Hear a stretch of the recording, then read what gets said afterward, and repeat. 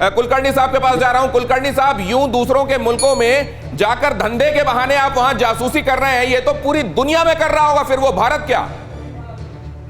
इसमें कोई शक नहीं दिनेश। मैं एक छोटा सा उदाहरण देता हूं। जो मोबाइल है, 95% से भी ज्यादा लोग इसको सिर्फ वार्तालाप के लिए इस्तेमाल करते हैं। हमें लगता है हम वार्तालाप कर रहे हैं, लेकिन जो डाटा कलेक्शन और डाटा एनालिसिस होता है, उससे उन्हें साफ पता चल जाता है कि किस इलाके में लोग किस तरह की बातचीत करते हैं, किसके बारे में बातचीत करते हैं, उनको किस चीज की जरूरत है, उन्हें क्या देना चाहिए, कहाँ पे पैसों की लेन देन में दिक्कत आ रही है, सब कुछ। और इससे वो वहां पे इन्फ्लुएंस करने की कोशिश करते हैं। तो ये जो इसीलिए जैसे ऐसे में ये बात करना कुलकर्णी सर, आप जो कह रहे हैं कि आपका फोन तक आपकी पूरी जासूसी करके दे रहा है और चीन उसको ले भी रहा है, और चीन के ज्यादातर ये मोबाइल से पूरी दुनिया में जो सर्कुलेटेड है। मैं एक बात और समझना चाहता हूं कि ऐसे में ये तक कहा जा रहा है कि अमेरिका में इलेक्शंस तक को प्रभावित करने का मादा रखता है चीन। ये कितना खतरनाक हो गया। और ऐसे में ये कहना कि हुआवी को बुलिंग किया जा रहा है, ये हमारे हक है, इसको लेकर लीगल जाएंगे। अरोरा साहब, ये धमकी देना कि हम इसको लेकर लीगल जाएंगे, इससे बड़ी सीनाजोरी क्या हो सकती है?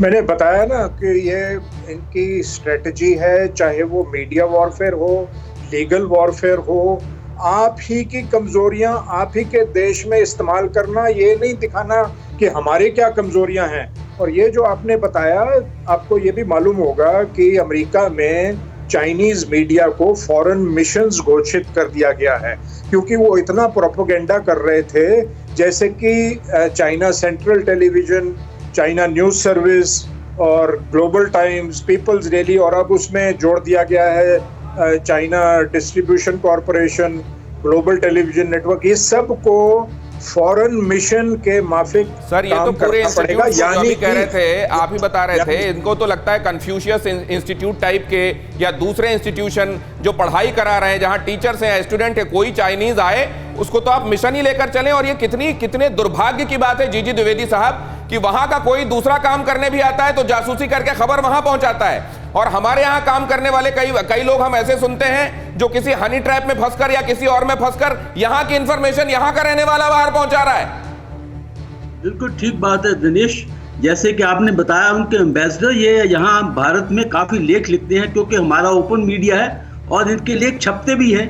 जबकि हमारे एम्बेसडर जो चाइना में है, उनका जो लेख छापा वो छापा ही नहीं गया है। तो ये चाइना की स्ट्रेटेजी है कि जो भी हो, चाहे वो एम्बेसी में हो, स्टूडेंट हो या कंपनी हो, सभी ये जो है इंटेलिजेंस गैदरिंग करते हैं। और दूसरी जो बहुत अहम बात मैं बताना चाहता हूँ कि ये जो चीनी कंपनियां हैं, जैसे अभी हुआवे की बात कर रहे हैं, इनके जो सीईओ हैं वो पीएलए के ऑफिसर थे, उनका नाम था रन चंगफेई।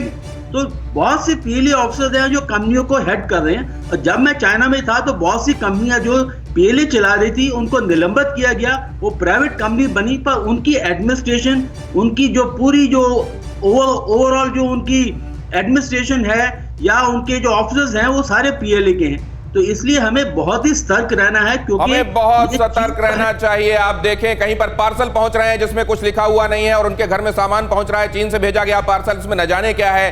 कहीं वहां काम करने वाला कोई आपको नॉर्मल एम्प्लॉय लग रहा है, लेकिन वो चीन का स्टूज है। चीन के षड्यंत्र से पूरी दुनिया वाकिफ है।